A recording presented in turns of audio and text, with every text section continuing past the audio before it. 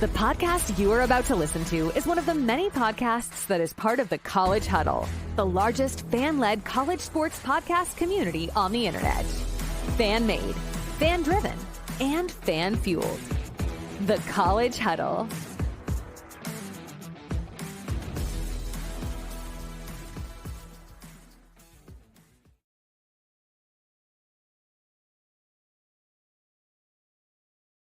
Whoa, he has trouble with the snap, and the ball is free. Okay, next question.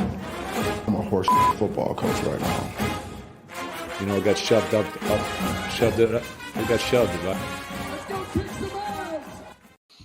What is up, Spartan fans? We are here for episode 27 of the Spartan Savants podcast. Taking over the hosting duties, it's your boy, Willy. We are officially 48 hours, a little less than 48 hours away from Michigan State football in what feels like could have been the longest offseason of my life. We are finally ready to bring in a new era of Michigan State football, the Coach Jonathan Smith era, this Friday night against the Florida Atlantic Owls. I am, of course, joined by my two esteemed colleagues and Spartan brethren, Nicholas R. Homburg and Travis T. Tyler. And I know it's not your middle initial, but that's what I'm going with. Boys, what's going on? Yeah. What's going on, Nikki? Wedding day coming up and Spartan football. That's right. Every once so often, a cosmic event changes you are in life. And I'm not just talking about the wedding. I'm talking about the Jonathan Smith era. I don't care where you are. You could be in East Lansing. You can be in Detroit, New York, Dallas, Texas, the International motherfucking Space Station. You're going to feel it. It's 7 p.m. Eastern time when Jonathan Smith takes the field. I cannot friggin' wait. That's right. That's right. Travis, where's your head at? Yeah, I don't know how I'm supposed to follow that, but I mean, I'm freaking excited, man. It's like you said, it's been a long offseason. It's felt like it's been an offseason for almost a year. So the fact that we can actually be excited about something on the football field is absolutely fantastic. Yeah, we were kind of shooting the shit before we done like that. The offseason, I mean, like you could say it really started like the day after the Richmond game when the Mel Tucker news broke. I mean, to me, it really felt like the Washington game kind of was the exact hard line I drew when it's like this season's a wash. We had 10 preseason games last year. Right. Just put it that way. Yeah. Then we cut the entire team instead. Yeah. Oh my gosh. I mean, I feel good about this season. I feel like they're going to give us I feel like they're going to be an exciting team to watch, and there's a lot to be hopeful about. And we're going to get into a lot of that, obviously. Wanted to just brush on a couple. It's obviously a Michigan State Spartans show, but we'll talk a little bit about college football. Coming off week 0 last week, obviously a tough loss in my household. That Florida State Georgia Tech game. Man, I do not know what to make about that. Georgia Tech looked like surprisingly good, like fast. That quarterback is pretty talented, but the biggest takeaway was how bad DJU was. I mean, that was just awful. Yeah, Jonathan DJ was bad. Yeah, exactly. Yeah. That's exactly where I was going with that. It bodes well for us that he was that bad and looked so much better with Jonathan Smith as head coach and with Lindgren as the offensive coordinator. So the fact that they get Childs to work with that, it should be great for us. But in terms of that game, Haynes King showed up for Georgia Tech. He only threw the ball 16 times, but he was 11 for 16. I mean, that's pretty damn good. He's battle tested. I mean, he was the starting quarterback at A&M for a little bit and then got hurt. And he can run a little bit. And, Georgia Tech has that. They've always been that offense that kind of runs the military style.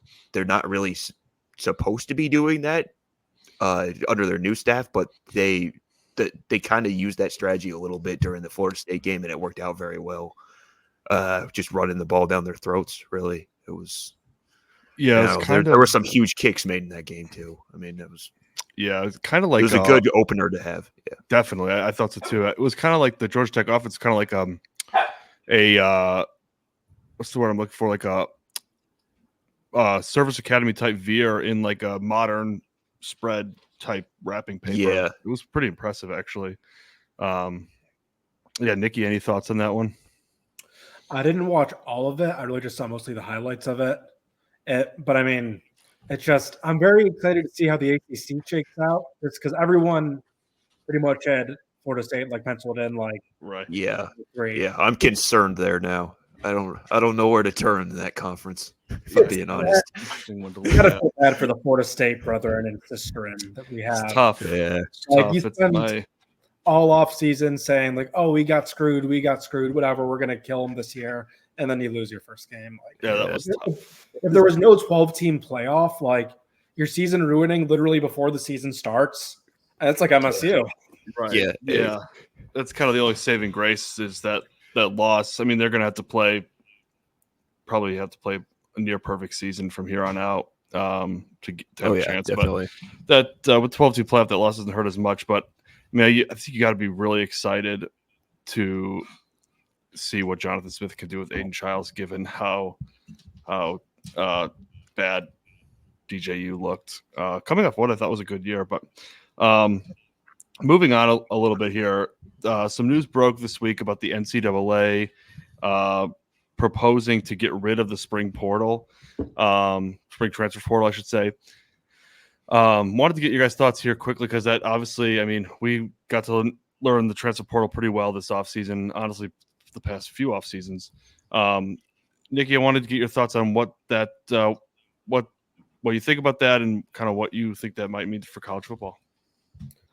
I mean, if they get rid of it, that would just makes the offseason a lot easier for teams in general. Like you don't have the insane holdouts like and the guys leaving at the 9th hour, like when you think your roster is pretty much set, and then suddenly, your 2 starting D tackles are no longer there.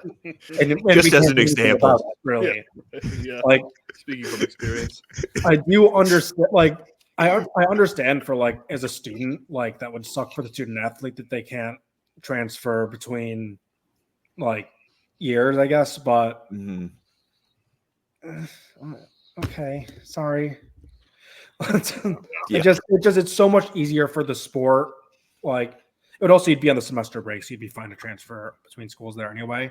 For if you're talking about students, but like it just seems like it's easier for team chemistry, team planning with all the contracts, NIL deals. Like just one transfer portal window just makes way more sense, I would say. Yeah, I agree. From the fan perspective, just the roster consistency. I think one thing college football is going to have to deal with in the coming years, just the if they go on like they are now, it's just the complete roster turnover. It's kind of a turnoff from a fan perspective. Like you said, Nick, you never know who's on your team or who's not. Sorry, my dog's barking. Trav, any thoughts? Yeah, I mean, but what my thought was immediately went to that fan perspective of, hey, we don't have to relearn who's all going to be on our team 2 months from now. It's you can figure out what you have, and even more, you can carry over what you did in the spring, and you'll know who you're gonna have there, and further develop what those guys were doing in the spring instead of seeing them go over to another program. So, I mean, I was never a fan of the spring portal window to begin with. I think one portal window is plenty for them making a decision. So I say just do away with it and let's move on with our lives. Less chaos. I agree. Speaking of moving on, got a pretty good slate for week 1. I wanted to get your guys the game that you're most excited for this week. Pretty good slate. I was kind of going through it, trying to do the picks. I thought there'd be a little more juice, but I definitely got my eye on a couple games. But Travis, give me the game that you're most excited to watch this week, other than Michigan State, of course. Yeah, I got my eye on that Notre Dame Texas A&M game, the nightcap on ABC. I believe it's on ABC. Yep. College Game Day is going to be there. Mike Elko making his debut for A&M, which is a team that had all these elite crops of recruits and just never did anything with Jimbo Fisher. Some of those guys are gone, but there's still a lot of guys there that he's got talent to work with. They've got a good quarterback. They've got some good running backs. They got Moose Muhammad III. They've got, son of MSU legend. They've got they've got former Grand Valley receiver Jedi Walker, one of their top receivers. They got that great defense. And then he's facing off against the Notre Dame team that's got his former quarterback at Duke with Riley Leonard, also one of his former defensive ends at Duke, and R.J. Oben, an elite defense. Obviously, they have those offensive line players all the time, but their left tackle's out for the season, so that'll be interesting. And I believe I saw something that said that Notre Dame's offensive line has a combined 6 starts between them, so that's not great for them. And then they also have a new offensive coordinator coming from LSU with Mike Denbrock, so we'll see how that turns out. There's a lot of pressure on Mike Elko for a first-year coach, more than a lot of places. So that one will be interesting to see. Yeah, tons of storylines there. Really put into perspective. Nick, what about you? So one game, this is probably not one of the marquee games, but it is kind of a rivalry. I'm excited for Penn State at West Virginia, because Penn State always seems to kind of have a rough out in their first game of the year. And I think this will be the second top 10 upset of the year. I think West Virginia may topple the Fighting Drew Allers. Oh, don't get me started on Drew Allen. Oh, boy. That is one that I got my eye on, too. I agree. I think that's Morgantown, great game day atmosphere. The Mountaineers are going to come out playing. That's a big one for them to kick off their year. And I agree. Penn State kind of just going to do Penn State things. I would love to see West Virginia win that game. I think as we all would. One game that I've got my eye on is North Dakota State against Colorado. That's a Thursday night, tomorrow night. I think that obviously Colorado gets so much press, but North Dakota State is, even though they're an FCS team, certainly no slouch. We know what kind of success they've had. And I'm very excited to see their physical brand of football go up against some of those Colorado State prima donna type players. I'm really excited for that one. Another one just to throw in an honorable mention. I think Miami versus Florida is a good one. Yeah, a great rivalry game to start off the season. Little SEC ACC matchup. Tons of pressure on Billy Napier in Florida this year, and I would say an equal amount of pressure on Miami and Mario Cristobal coming off some of those embarrassing losses last year and everything they've done in the portal and all the money they spent. So certainly no shortage of good games. Can't wait to dive in and watch them all. Going into the next topic here, just going to keep it brief here with the some more CFB national type stuff. We're going to go across the board. They're going to pick for each conference, for each Power 4 conference, we're going to pick our prediction to win the conference and then a dark horse. So we'll do that for the SEC, ACC, Big 12, Big 10. And then we're going to submit our Heisman prediction and a dark horse as well for that. And then I promise Spartan fans, we will get into Michigan State stuff. So what conference do you guys want to start? I think Big 10 last, SEC second to last. Big 12 first, then ACC. Yeah, Big 12, ACC, sure. SEC, Big 10. Yeah, we can do it that way. All right. And then we'll start. We'll just go Travis, Nicky, me. Travis, Nicky, me. Travis, Nicky, me. Travis, okay. Nicky, so we'll go one by one to conference. Yep. And then come back around. Yep. Gotcha. So all start us off with your Big 12 winner and then your dark horse. My Big 12 winner is Utah. It seems pretty simple, but they got all that. They got Whittingham there and 7th-year quarterback. A lot of playmakers. Good enough. I'm going to go with Texas Tech as my dark horse. Okay. I like that. Yeah.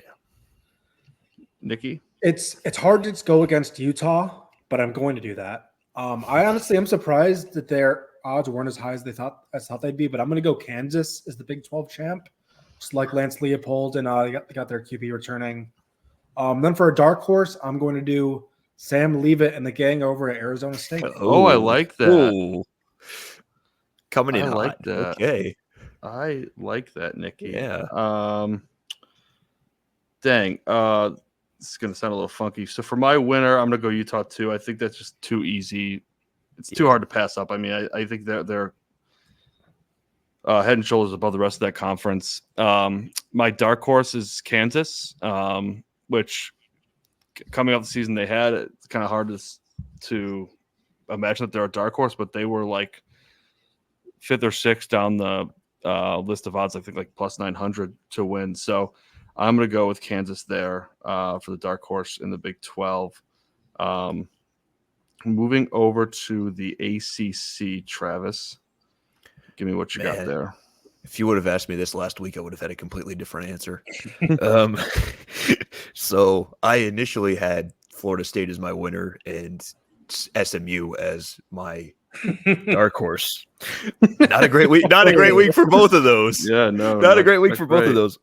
So I now shifting gears a little bit. I'm going to pick NC State to win the conference. Okay, nice. Grayson McCall over there, the quarterback. Dave Doran, good coaching, good players, good defense. Okay, my dark horse. Another reason I picked that is I don't really trust Miami based on their track record, and that's what everybody else is picking right now. Yeah, and I don't really trust Clemson lately. Dark horse, I'm gonna go North Carolina just because I didn't see anybody else that I felt comfortable with. Yeah, kind of a tough dark horse conference. It's a terrible conference to be picking. Yeah. I like those picks though, Nikki. Yeah, that's where I'm at. One thing I realized we didn't even mention the Georgia Clemson game. This game we're excited for this weekend. I feel like that just looks so obvious, but that's a nice. Kind of sucks that it's at noon. Mm-hmm. I'm saying that selfishly because I'm playing golf at 10:30. So, but like I feel like that one that should be a 3:30 or a 7:30 game. I know that you got Notre Dame at Texas A&M. So, but I'll be following it from the golf course. Nikki, what do you got for the ACC winner and dark horse? I think it's too hard to pick against Miami. Like their schedule is so easy. I don't think they even play Clemson. I just don't trust them. Yeah. They have to win it this year. They just have to. And honestly, my dark horse after seeing some of what Georgia Tech's got, Georgia, why not? Not bad. Yeah, I really like the dark horse. I was thinking about picking them too. This is a tough one for me. I'm going to go with Clemson against my better judgment. I think that they'll be good enough just to win that conference. I'm with Travis. I don't trust Miami, just given their track record and their just coaching mistakes last year. I know that they've added a lot of talent, but I don't know. There's just something about this. Something stinks over there in Coral Gables, and it's just turning me off. Dark horse. Is it crazy to say FSU after that game? I think they're still like the 3rd or 4th best odds. But I'll go with Louisville. I think Florida State's a fair dark horse at this point, but I'll go with Louisville. Like what Brom's doing over there. You almost found a loophole there. Yeah, I mean, yeah, their odds definitely went down, but I think it's still a little too early to put them in the dark horse. If they lose another ACC game, though, well, then their season's probably over. But I could see that conference kind of just beating up on each other because I don't really feel that there's one great team. Yeah, there's not an elite team at all. Right. Yep.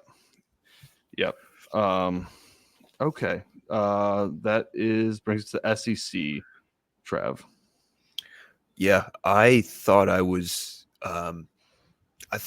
being, I guess, not clever is not the right word. I thought I was being a little unique with this one, but then people started picking it after I decided it. I'm going with Ole Miss to win the conference.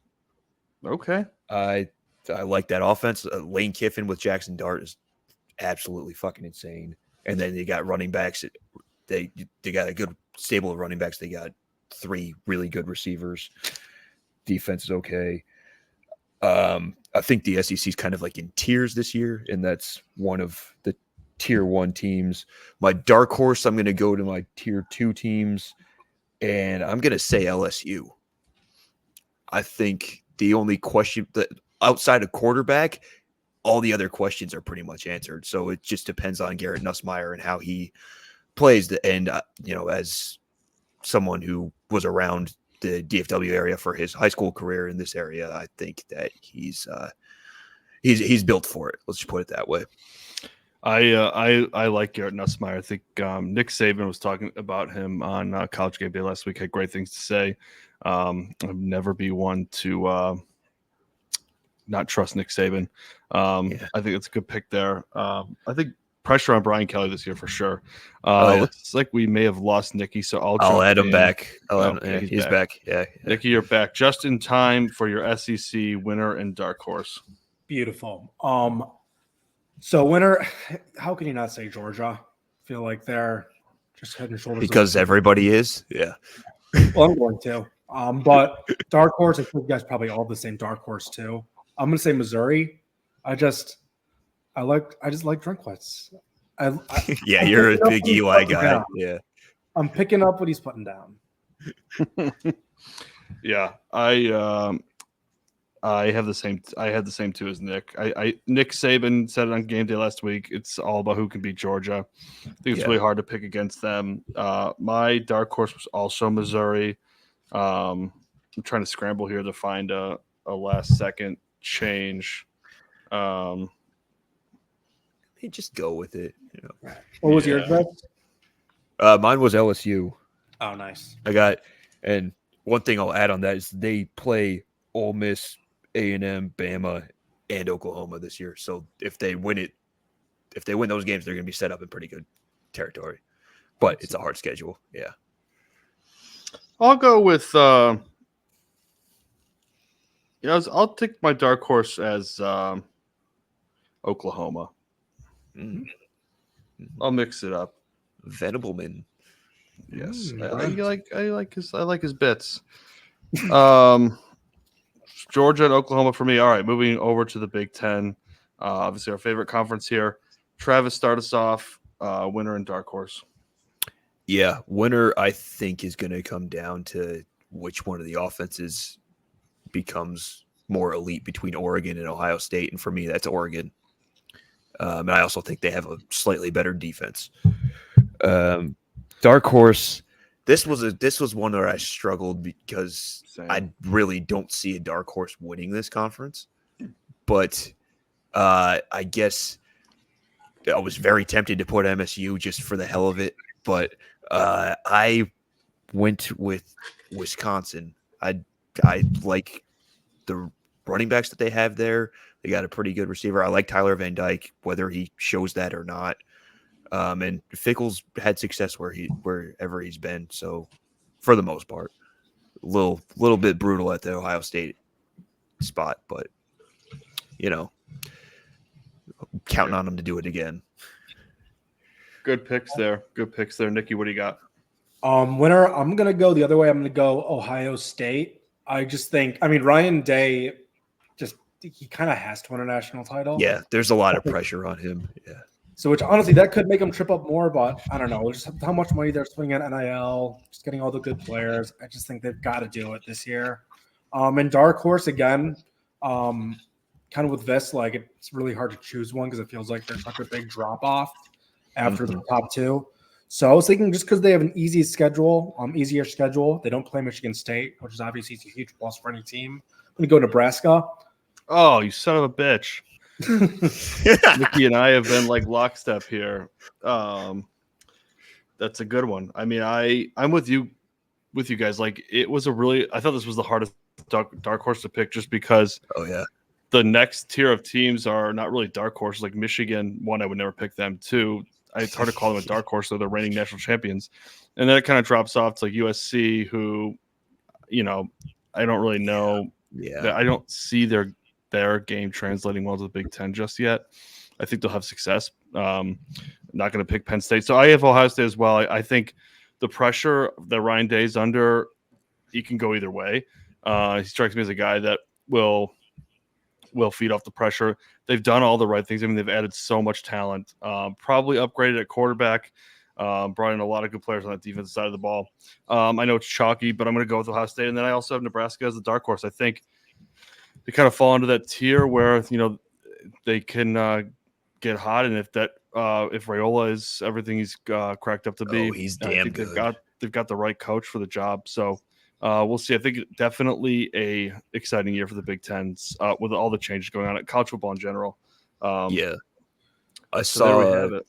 Yeah, I saw Raiola play as a freshman in high school in a playoff game, and I was like, Mhm. "Holy shit, that is a 5-star quarterback!"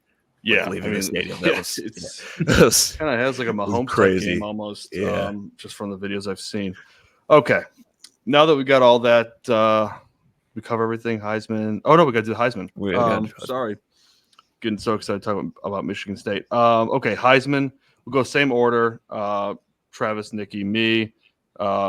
Dark horse. I'm sorry, winner and the dark horse. Travis starts off. Okay, the winner. I am double dipping at Ole Miss, and I'm going with Jackson Dart.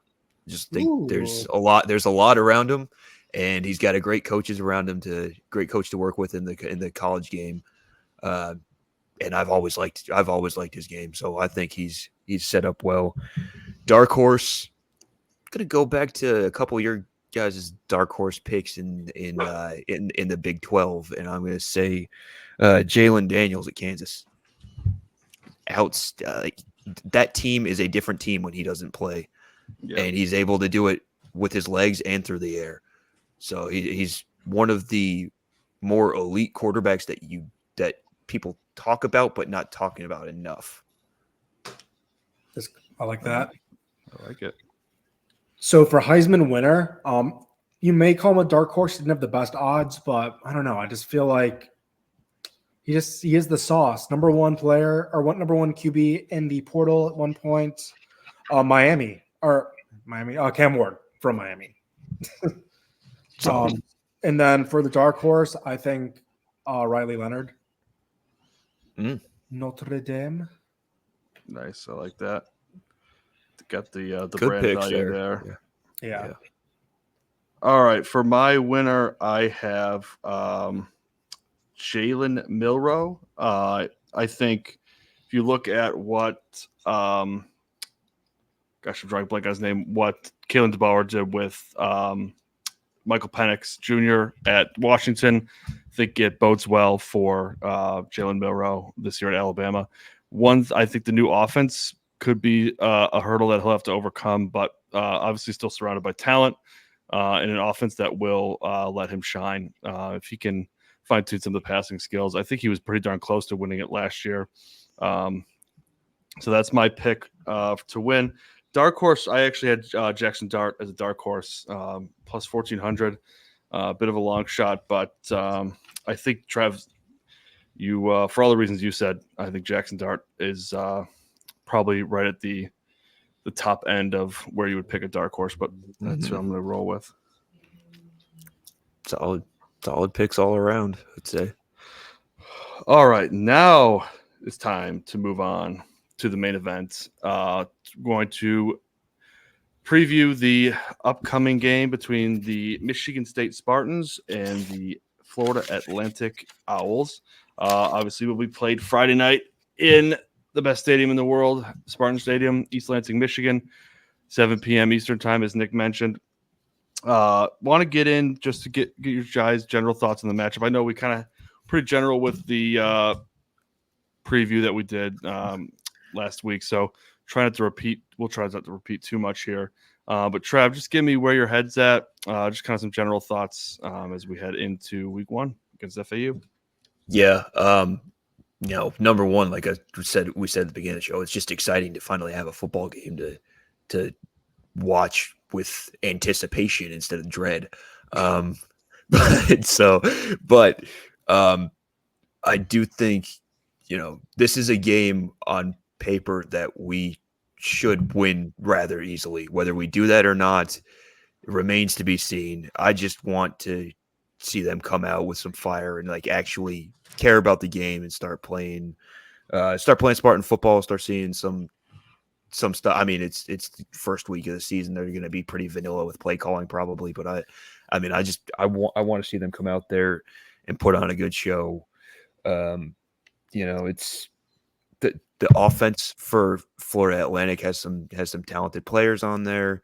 Their quarterback is a little turnover prone. We talked about that last week. But he is a dual threat guy that could give the defense some trouble. And obviously they have Tom Herman on that side too. So what they need to do is just not overlook the opponent and not get carried away and just play as you can't hope for mistake free every day or every game, but you can't always do that, especially in an opener. So just avoid the catastrophic mistakes and actually, show that it matters. It's game one of a brand new season. No doubt about it. Nikki. So yeah, I mean, obviously you got to stay healthy.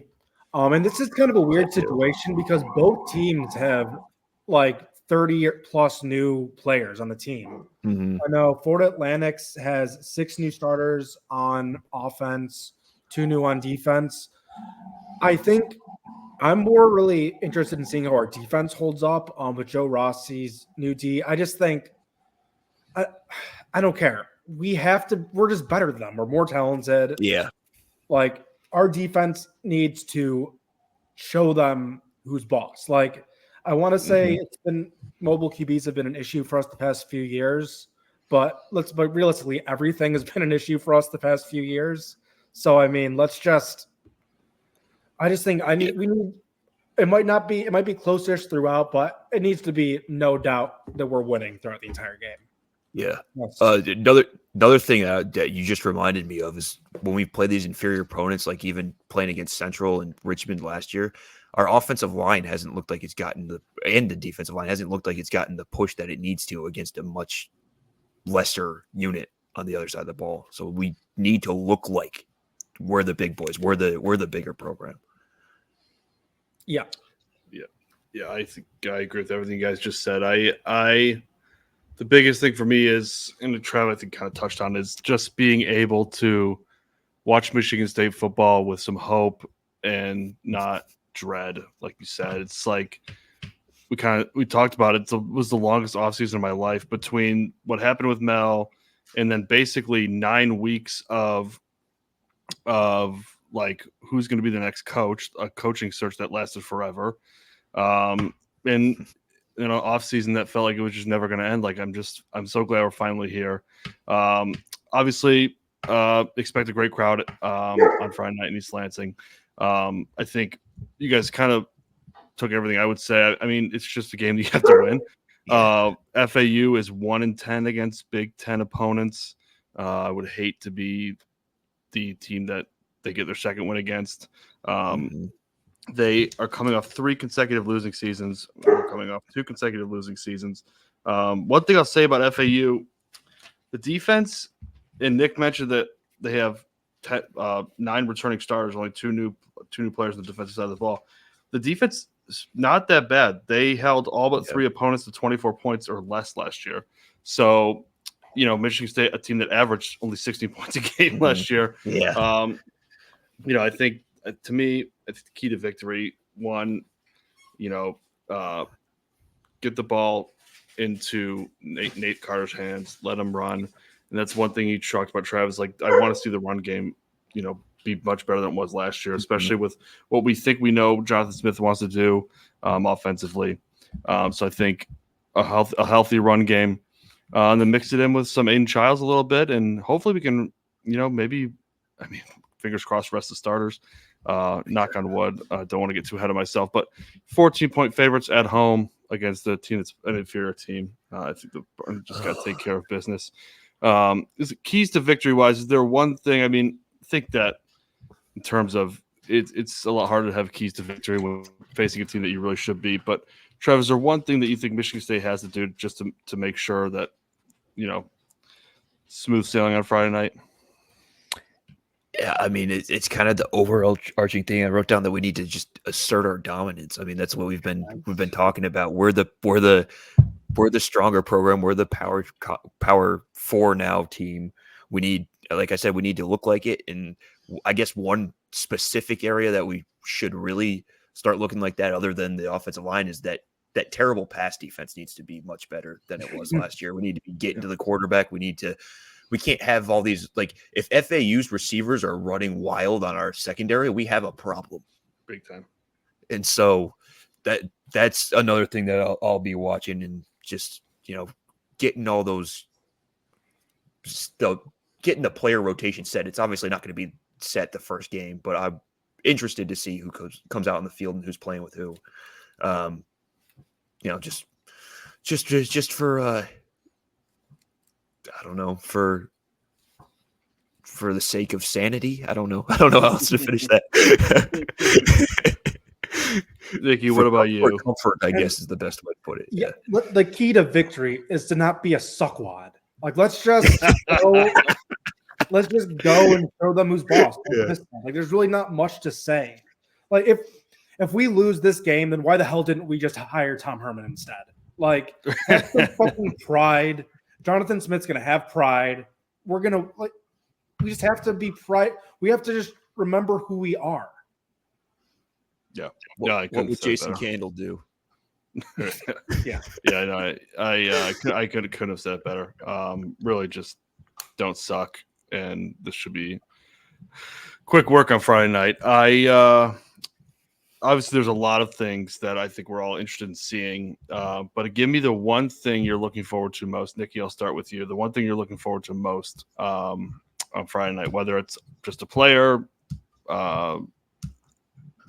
schemes, whatever it may be.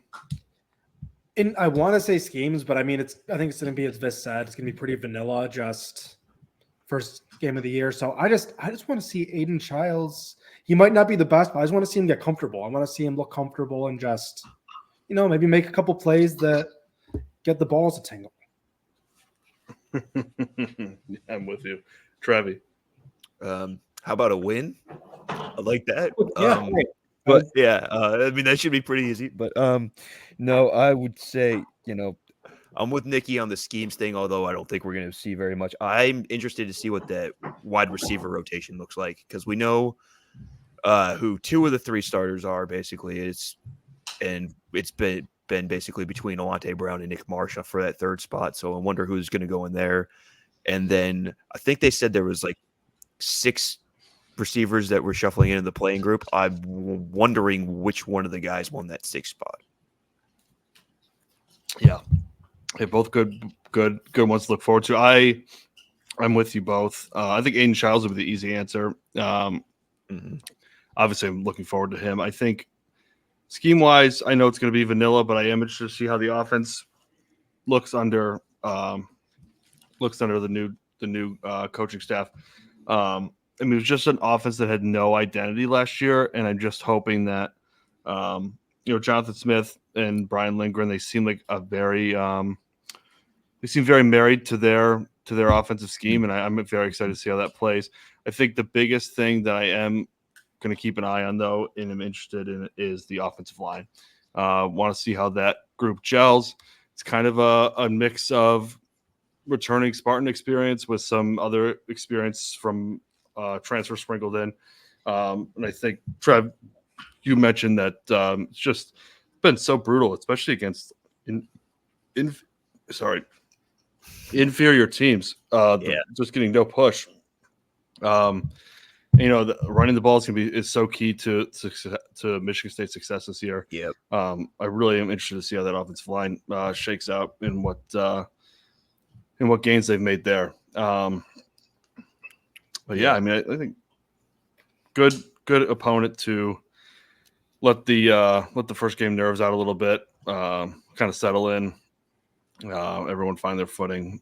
Should be interesting to see. I'm hoping that a lot of the guys a little further down the depth chart get some playing time. I really hope they let Nick Marsh loose. I can't wait. Seeing week 1, they might not put too much on film. Kind of like you said, Trav, it'll be a little vanilla, but there's definitely some playmakers, I think, or players with playmaking ability. So I'd be interested to see if they'll turn loose a little bit.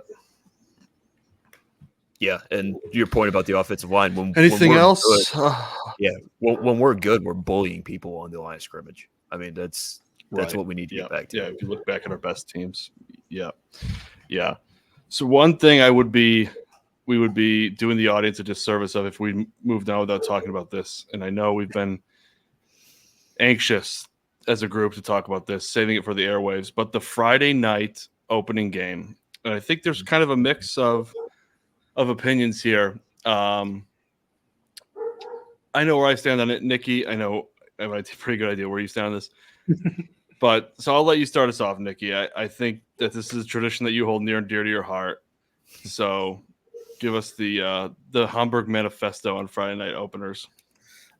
I'll cut the manifesto short because it could be a couple hours. But I mean, look, I was a Spartan, as you guys were, from 2012 to 2016. All 4 years we had the Friday night game. And that was probably the greatest era of Spartan football in at least 50 years. And we've been doing it ever since. It's been a great D'Antonio. Brings me D'Antonio vibes, makes me think about the old things. Mm-hmm. I like it. It kind of feels like it's a little special. Like it's kind of like it's MSU's night because it feels like we're the only team that consistently gets that. We get our little fun early year tradition. Reminds you of the good times. And while I do not like the other Friday games that we have, I will say this: I'm not a Friday game guy. I do think that first week, just because school's just starting, especially for the students, like you get that Friday night rush of that first game. You get to see the beautiful sunset, and it just magical. It's pure East Lansing magic. It's always a beautiful day for football. Trav, give me your thoughts here. I know you have a beef with the Friday night games. Yeah, so I used to be like Nikki when we were students there. I loved it. First couple years out of college, I loved it, especially because it gave me something to do on a Friday night. But nowadays, I've had to – it's kind of personal reasons because I've had to go back to covering high school football on Friday nights, and I haven't been able to sit down and watch the opener from start to finish live in like 5 years. So that bothers me. You guys know me well. I am for my entire life, I've been one of the biggest diehard MSU fans, MSU followers. That was the only school I was going to go to as long as I got in, and that's what happened. And it's just, I want to be able to watch every game from start to finish, and I can't do that anymore when it's on Friday nights. I get that. It's selfish, but hey. I mean, fair point. Yeah, you're only thinking of yourself. Well, I want to preface my thoughts on this by saying I have no problem with the season openers on Friday night. I think I'm a big fan of traditions. College football's full of them, and I think anytime your team can have one, I think that's great. Where I start to have problems.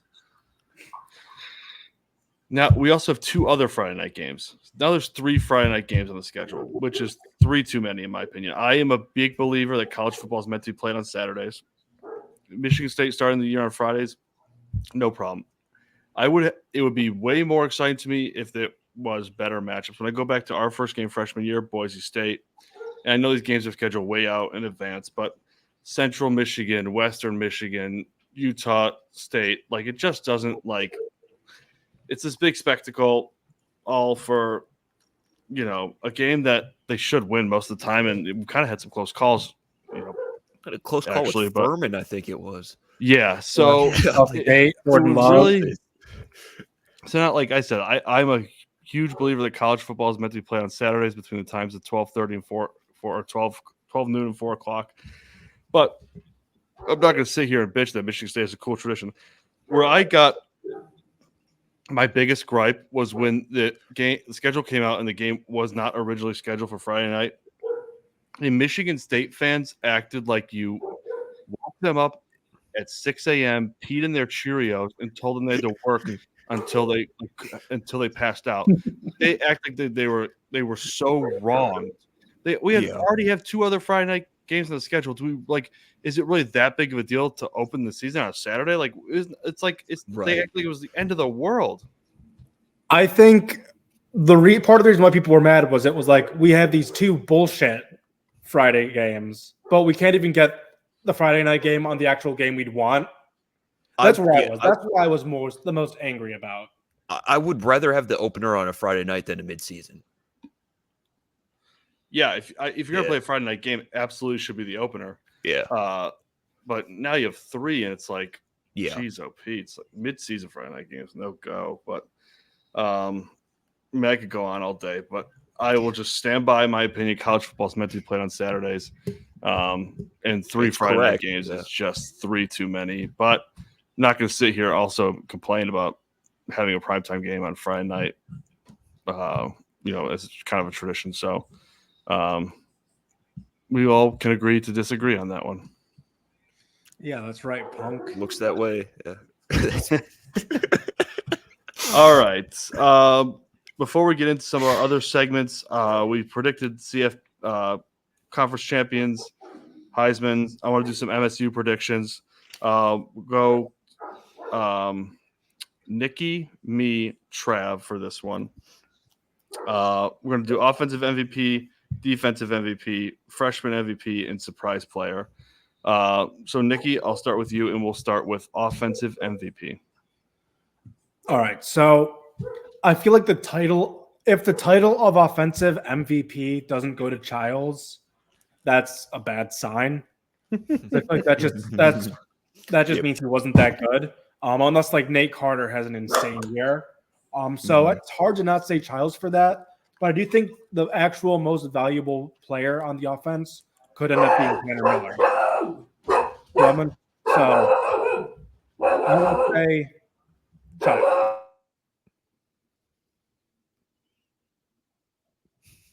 And yeah, I heard you on that one. Yeah.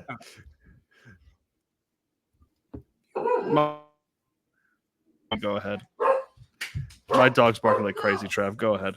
Okay, gotcha. Yeah, I think Childs is the obvious choice here, but to take a little bit of a different approach, Childs is the obvious approach or the obvious choice. Carter's probably the second obvious choice. I'm gonna take a little bit of different approach and go with the little dark horse.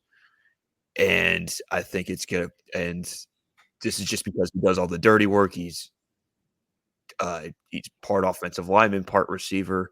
I have a soft spot for tight ends. Jack Velling. Nice. Gonna change the I took him from you, didn't I? Yeah. His skill set is gonna change this offense. We've needed a tight end that moves like he does and works like he does for a while. And I mean, I've been on him all off season. But I think he's going to be the biggest game changer other than Aiden Childs in this offense. Okay. I wanted on the record that my pick was also Jack Velling for all the reasons you said, Trav. I think we're talking about value. I think for a young quarterback, especially a tight end, especially one that he has a relationship with, I think really could prove to be a big-time player for us. With that being said, to avoid the repetitiveness, I'll go with Nathan Carter. I think he's kind of been – we've seen what he can do, but it's always been a little muted just because we haven't had a great offensive line. And to be quite frank, coaching to really get on last year was obviously a disaster. So I'll go offensive MVP, Nate Carter. That brings us to Nikki for defensive MVP. Again, I'm going to go probably one of the more popular picks. He's been getting talked about all around in camp. People have always been high on him. I'm going to go Malik Spencer. I think this year is going to be the year where he really shows us what he's got. Good call. Travis. You got me go second again? Okay. I will go to a guy who had is in a loaded position room, but had an outstanding freshman year last year, and that's Jordan Hall. Nice. Should have been a captain probably, but should have been a captain probably. But they picked other linebackers as captains. But he's the future of this defense, and I think he's going to show it whenever he gets on the field. Yeah, I'm not going to change my pick this time. I also have Jordan Hall. I think that it's going to be interesting to see what Rossi does, maybe to bring off the edge a little bit. We saw what he could do last year as a true freshman. Obviously, very talented player and on a strong linebacking unit. I think with the potential shortcomings at defensive tackle, I think it's going to be those linebackers are going to have a lot of pressure on them, especially stopping the run and getting pressure on the quarterback. So I'll go with Jordan Hall as well. Nikki, swinging it back to you for freshman MVP. So I bet everyone thinks I'm going to go one way, but I'm not. I'm not going the obvious this time. I think our offensive line, in a way, is almost like a earn your spot kind of ways this year. Well, I don't think he'll be starting or anything because he is a freshman, obviously. I think that Andrew A.J. Dennis can end up being a contributor, a very solid contributor this year that gets us very excited for the future of our offensive line. All right. I like it. I like that. That would be great. Travis, I'm not going to skip my turn this time. I also wanted to avoid going with the obvious route. I think Nick Marsh is one that we would all hope is the freshman MVP, and I think one would be the obvious choice. Yeah. Probably going to see the most playing time as a freshman and get the most opportunities. I'm going to go with defensive back Justin Denson. I think that there's a lot of opportunity there. Even though they did bring in they've got some depth returning, and they brought in some additional depth. But I think that's a unit that there's going to be opportunities, whether it's late in the game in a blowout or due to injuries or due to playing bad. As we've seen, we certainly have the ability to play bad in that unit. So another one, Rustin Young, also an offensive lineman. That's a group that I think also could get shuffled around a little bit too. I like Nikki's pick a little better, Andrew Dennis, but I will go with Justin Denson, and I'll send it over to Vis. Yeah, I am going to go on the offensive side of the ball to a guy that was very impressive in the spring game, and Nikki and I talked about him after the spring game, and that's Brandon Tullis at running back. Our top two running backs are cemented with Nate Carter and K'Ron Lynch-Adams, but behind them, we don't really know who's going to step up, and I'm putting money on him to step up there, just because it's basically between him and Mekhi Frazier. Frazier wasn't there for spring ball that I'm aware of, so Tullis has a leg up on spring ball. I like that pick. That would be great if he kind of could cement that third running back spot. And again, like you said, they're going to get lots of there's going to be opportunity there for that third running back job because, two running backs is great, but the nature of college football in general, there's going to be injuries. There's going to be weeks when either Guy Carter or Lynch-Adams is not 100%. So, and I love what I'm hearing and what I've seen so far with Brandon Tullis. Bringing us to our last prediction here. Nikki, we'll start with you. Of course, surprise player of the year. Man, there's so many ways we could go with this. You know what? I'm going to change my answer from what I originally have written down. I think a player who's going to surprise us, who we may have all said in the past has sucked. I think Alante Brown will be very good this year. Damn it. I like it. I am going to go with part of me just really wanted to say this. I'm going to go with the big worm, Ben Roberts, defensive tackle. Surprise player, the big worm. Okay. Let's see. I was going to go with Alante Brown, but I'm going to change my answer here. I'm going to say go with Ken Talley, defensive end. Started some games at the end of the year. Very big. If you're following the Spartans on social media at all, you've definitely seen his tweets and everything. He's very big into the culture that's being built here and everything. So that enthusiasm and the fact that he was a 4-star recruit when he was originally at Penn State kind of I think that's going to translate on the field, and we need guys to step up at the defensive end spot. One honorable mention I want to say real fast on my original answer, mostly just because Aiden Childs spoke really highly of him, but I'm going to say Wayne Matthews. I think he'd be great for us this year. Yeah, I agree. That's another name that that crossed my list as well. Another one, Chuck Brantley. I think that I thought about that one too. The last couple of days, there's been some good press for him. Rossi talked about him taking a big step forward.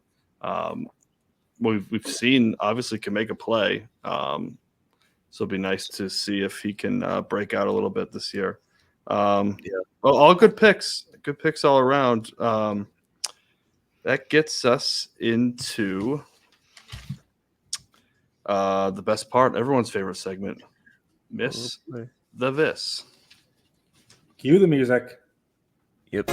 Ladies and gentlemen, it's Miss the Vis.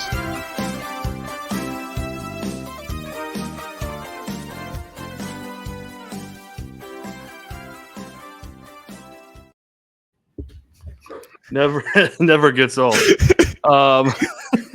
Okay, so this past week we saw an unranked team in Georgia Tech defeat a ranked team in Florida State.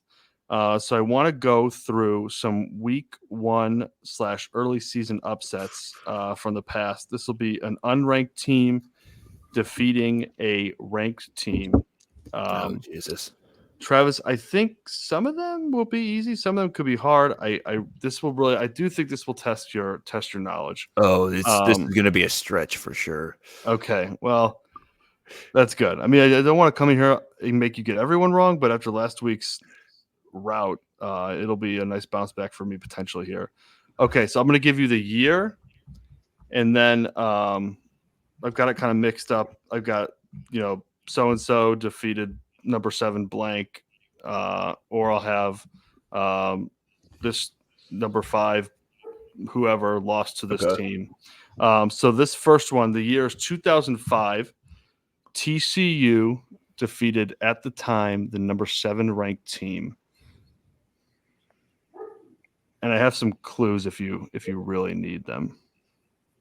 Yeah, I'm probably going to need those most of the time. Okay.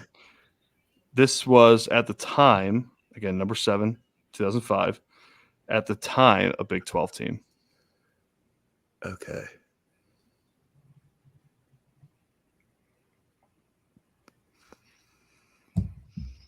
Shit, I'm just going to go with it. Texas? I have no fucking idea. I think you could have gone 50-50 there. Yeah. It was Oklahoma.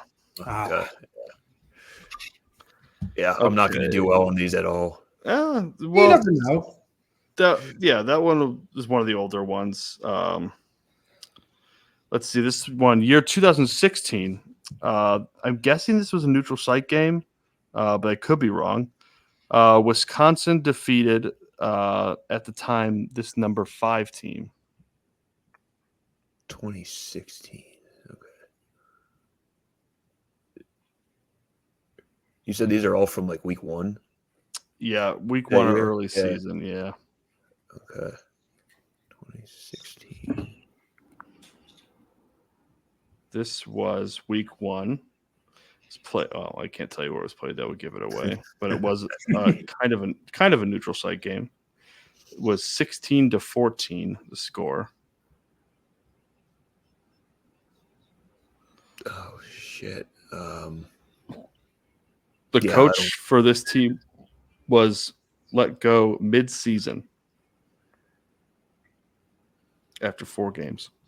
During that season? Yep.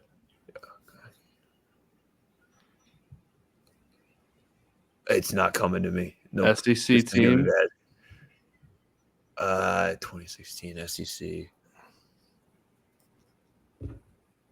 This is going really bad. I'm just gonna go with. Yeah, I know. I'm just gonna go with. I don't remember who lost their job there. I'm just gonna go LSU. I don't know. That would be correct. LSU. Oh, shit. Nice. That was final That year. was a blind guess. Yeah, I did not. Okay, also in the year 2016, Notre Dame was defeated by this, at the time, Big 12 team. Notre Dame was number 10.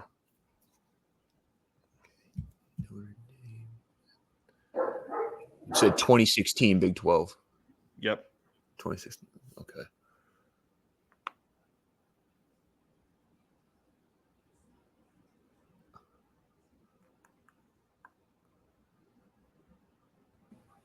Are they not in the Big 12 anymore? They are not in the Big 12 anymore. They're not in the Big 12 anymore. Okay. That would be Texas. There you go. Yeah. All right, 2021, a little more recent here. Virginia Tech defeated this number 10 team in their. This is a conference matchup. This is a conference matchup. Okay. Yeah. I believe this was this team's first year with this coach,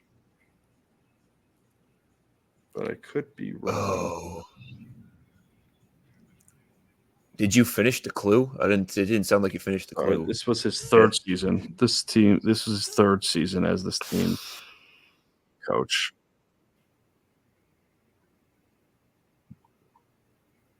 Conference matchup 2021.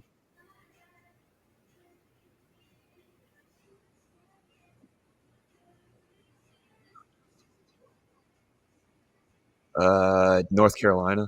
That is correct. You're not doing that bad. Okay, 2022, Florida defeated this at the Pac-12 team, who was ranked number 7. Utah. That is correct. I remember that. I All do right. remember that one. Yeah. Yeah, Anthony Richardson, right? Yeah. All right, 2023, so fairly recent. Number 9 Clemson was defeated by this school. This was a conference in conference matchup. In conference, okay.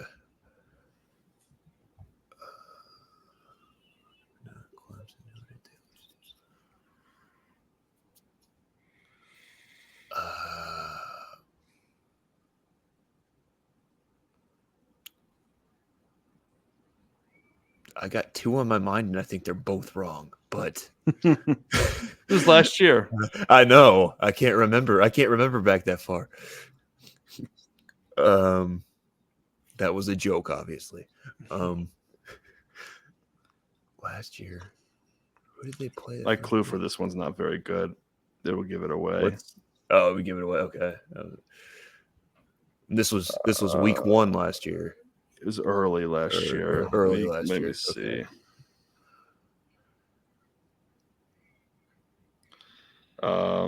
This quarterback is now playing for a new school.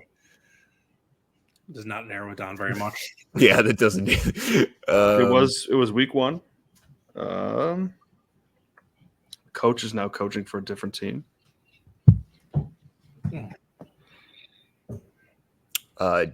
Duke. There you go. Yeah. I thought we'd get there eventually. I was between Duke and Wake Forest, and I was like, neither one of those feels right. Okay, going back a little bit to the 2020 COVID season. Mississippi State defeated this at the time number 16. This is also an in-conference. Okay, so the SEC matchup. LSU. There you go. Little KJ Costello. Yes. Okay, going to the Big Ten. Also in the 2020 COVID year, Indiana defeated number 10. Is that the Ohio State game? No. Okay. I'll give you another guess.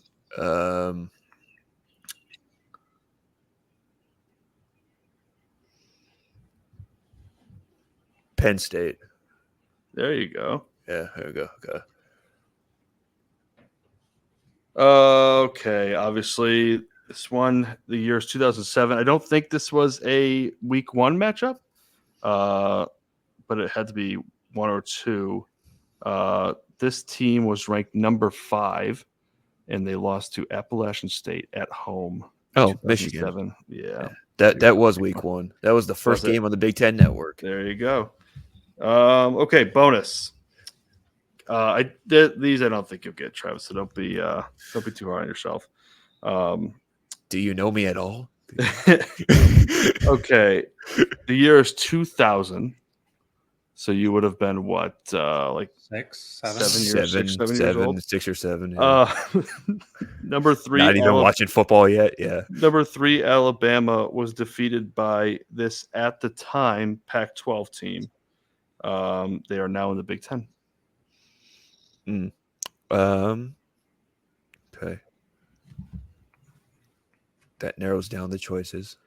You just got to picture it. Yeah, I feel like I just made it too easy.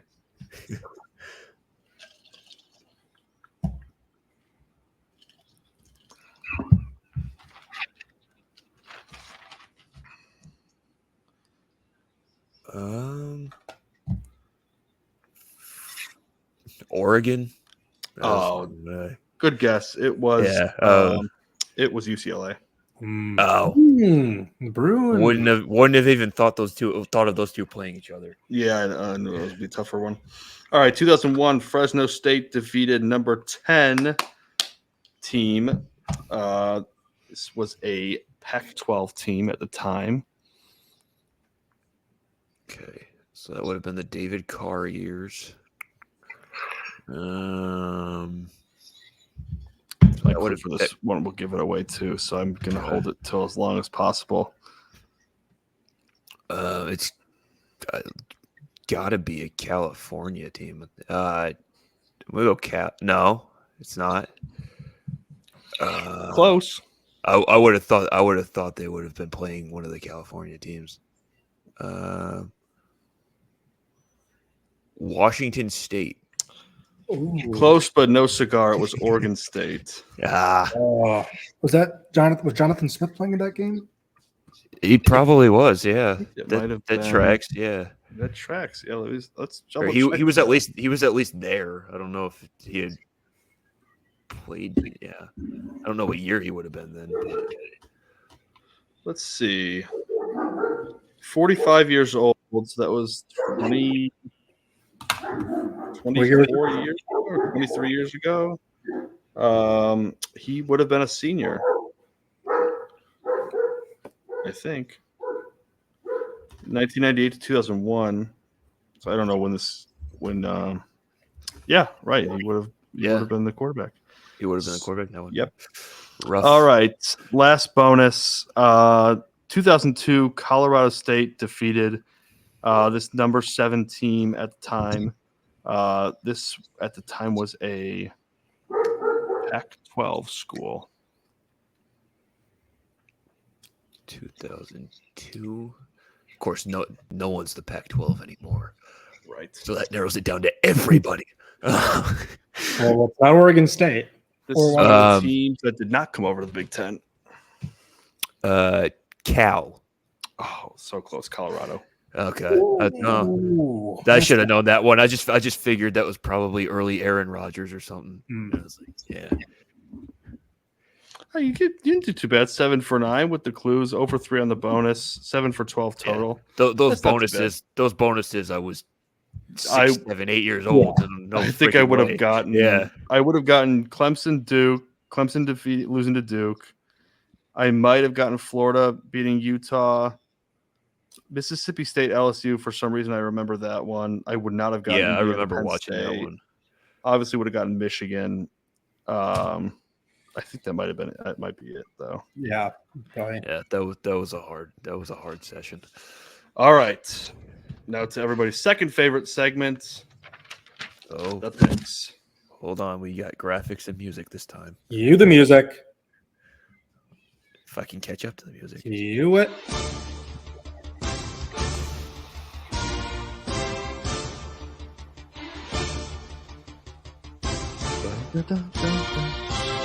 All righty. Did the graphics already happen? Did I miss the graphics? Yeah, it already happened. Missed the graphics. It was very short. I'll play it again. Oh yeah, play it again. It was very Okay, short. let's see what the StreamYard shit can do. It's the picks. There we go. Okay. StreamYard didn't do shit. I made that. All right, so we all went 2-2 last week. You guys all both missed on the SMU game, which I hit on. Wait. I got another graphic. Yeah, you said 2-2. Where'd it go? Yeah, you can cut the music too. Fade it out if you can. Oh, that Yeah, works too. I told Nikki to send me the faded out version, and that's I can redo that. Yeah, here are the standings. All 2-2. There you go. 2-2. I missed on Hawaii. You guys missed on SMU and New Mexico. We all missed on Florida State. And then what was the other one? It's like North Dakota or South Dakota or something. I don't know. I'm drawing a blank. In any event, everyone's 2-2. All right, this week, Montana State, yes. Versus Nevada, or someone versus Nevada. No, SMU played Nevada. Yeah, Montana State played New Mexico. Okay, a much better slate of picks this week. The first game is going to be played on Thursday night. We're traveling to Minnesota for the North Carolina Tar Heels to take on the Minnesota Golden Gophers. North Carolina comes in as a 1-point favorite. Travis, I will start with you. Yeah, I got North Carolina. I don't know too much about Minnesota right now, and I looked into North Carolina for those ACC stuff. So, nice. Nikki? I mean, Minnesota lost Joe Rossi. They can't win this game. North Carolina. I am going to go with the Gophers at home. Take the home dog. Psycho. Next game, also on Thursday night, traveling to Boulder, Colorado for the Deion Sanders second season, heading the Colorado Buffaloes. They will take on FCS powerhouse North Dakota State. Colorado comes in as 10-point favorites at home.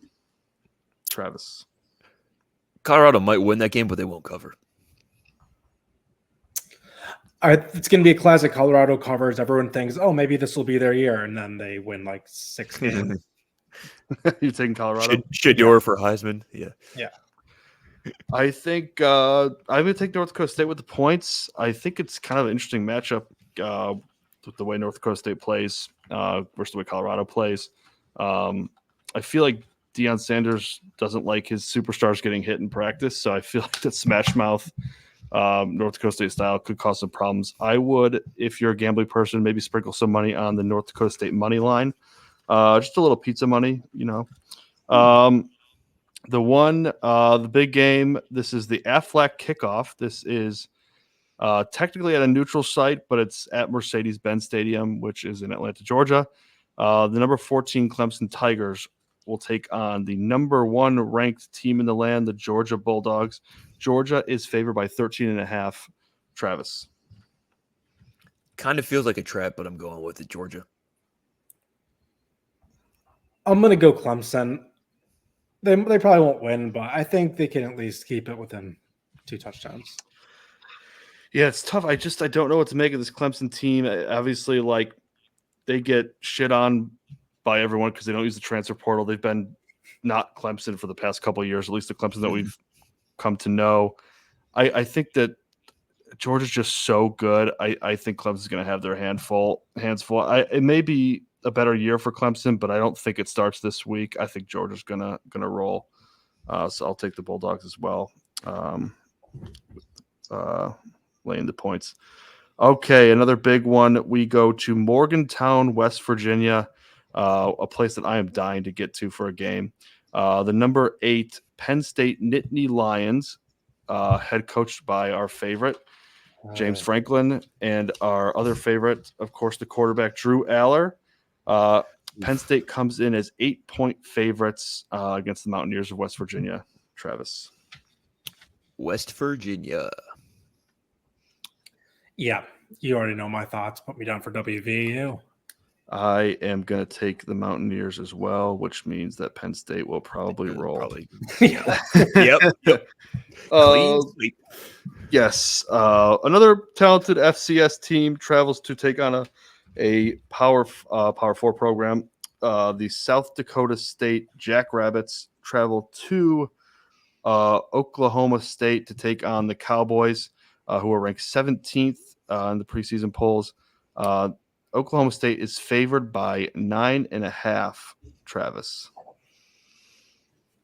If it was a little, I think South Dakota State can hang around a little bit, but I do think that Oklahoma State covers. If it was a little higher, I'd be picking South Dakota State, but I'm going to go with the Cowboys. If I recall correctly, Oklahoma State lost their week 1 game last year or the year before that. So I feel like it's got to be instilled in them to not do that. So I'm going to go with Oklahoma State. They do stumble at the beginning of the year a little bit.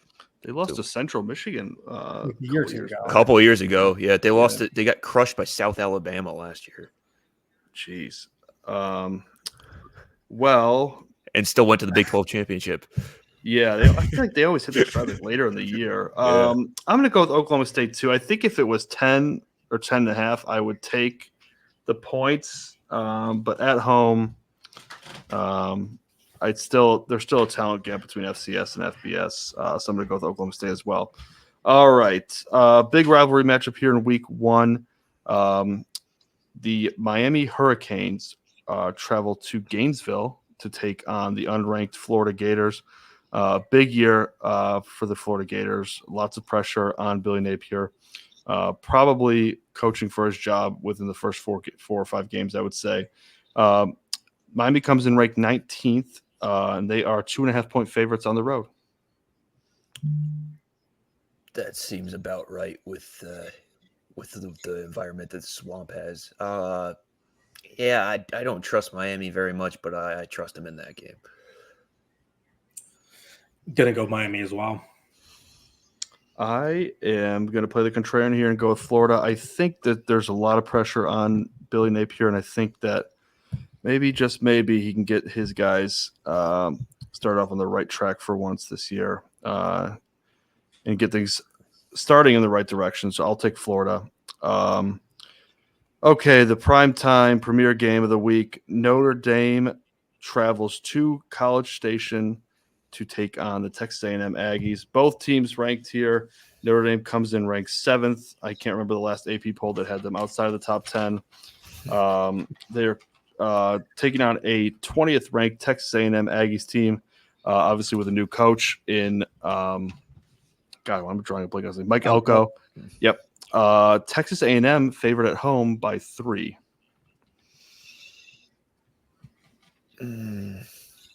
Kyle Field is a really hard place to play, and it gets extremely loud. I've heard. I haven't been there.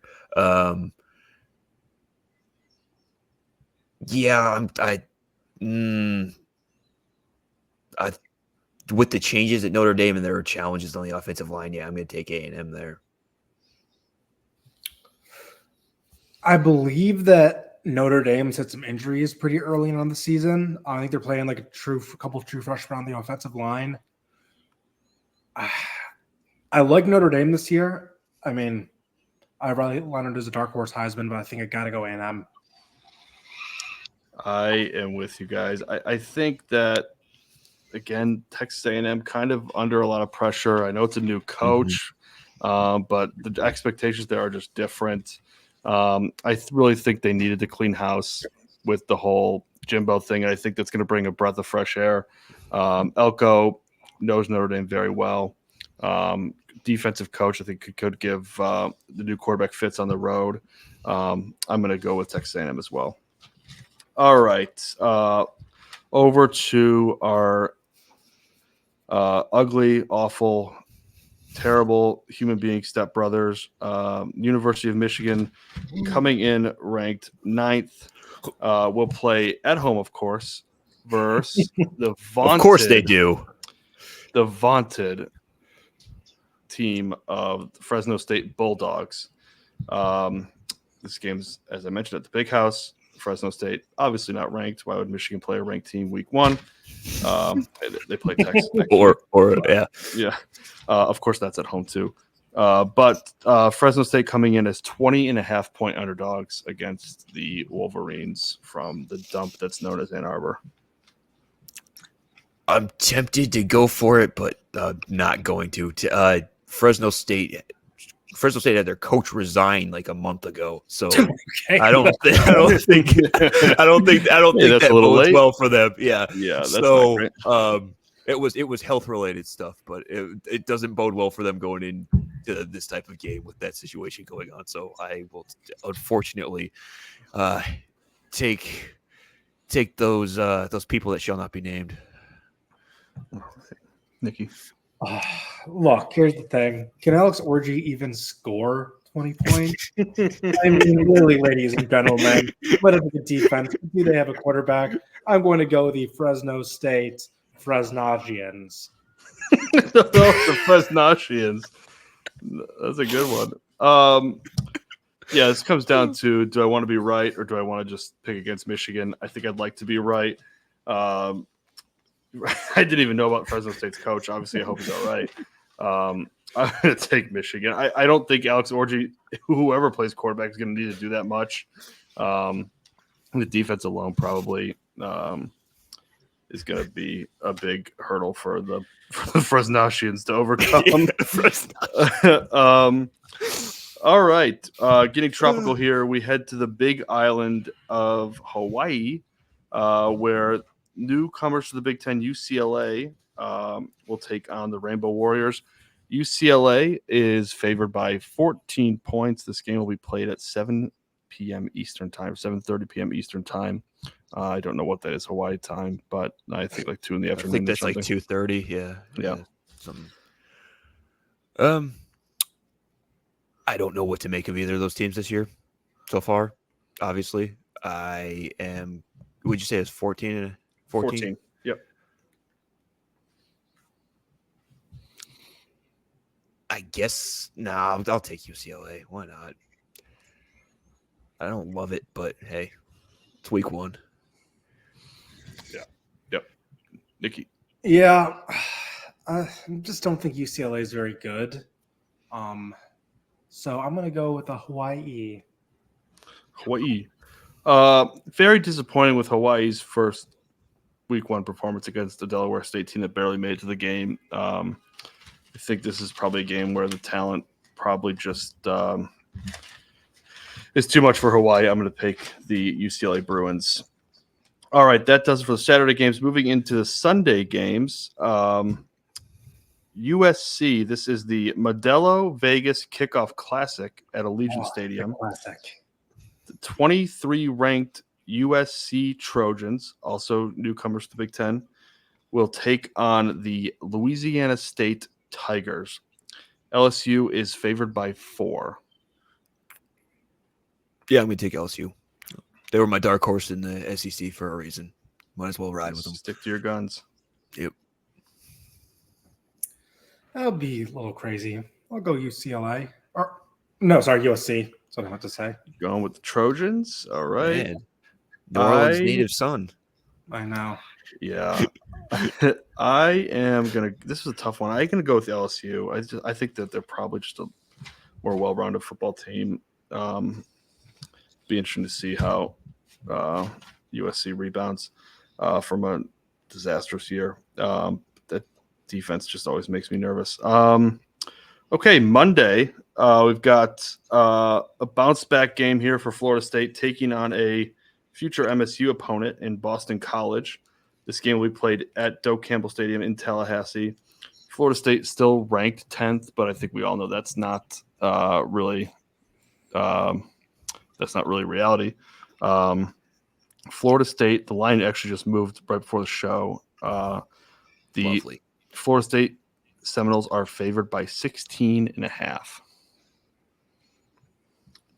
Yeah, I'm good. Sorry, Willie. I'm going to go Boston College here. Okay. Just with that line. Okay. If it was like 10, maybe I'd go with Florida State. But, yeah, I still think Florida State's the better team. They're probably going to win that game, but that's a lot of points. Yeah, I'm going to go – they already got me wrong once, but I'll do it again. I'll go Florida State. I think they're going to be ready to kill. Yep, I'm going to pick Florida State as well. Friendly confines of Doak Campbell Stadium, bounce-back opportunity versus an inferior team with a new coach. and a quarterback that is prone to turning the ball over. Okay. Now, of course, the one we've all been waiting for, the one our fans have all been waiting for, the granddaddy of them all, Friday night, East Lansing. It's a beautiful day for football. It'll be a beautiful night for football. Yeah. The Florida Atlantic Owls travel to Michigan State to take on the unranked Michigan State Spartans. Michigan State is favored by 14 points. Travis, we'll start with you. Yeah, MSU by a lot. Score? Oh, you want an actual score? Yeah. I will go 38-10. Okay. Nice. I like that. I will go, obviously, Spartans. I will go 27-6. Oh, a nice game for the defense, huh? I will obviously go with Michigan State as well. I think, Travis, that's a good score. I got something like my mind says like 34-13 victory for the Spartans. Reasonable. There you have it. All right. That's it for me. Nikki, Trav, anything before we sign off here? Let's just get a win, baby. That's all we want. Welcome Football back. season's here. A new era has begun. That's right. May the Spartans be with you. And also with you. You can find us on Twitter at Spartan Savants, Instagram at Spartan Savants, podcasts wherever you listen to podcasts, Spotify. I don't even know the other ones. Obviously, Apple, Amazon, whatever it may be. And of course on YouTube, Spartan Savants channel. Obviously, a shout out to the College Huddle. Go check out all their other schools and their content. We will see you for the recap this following the game Saturday or Sunday. To all Spartans fans out there, and to all our listeners, thank you for tuning in. Can't wait for Friday. And with that, go green. Go Go White. White. Playoff run starts Friday.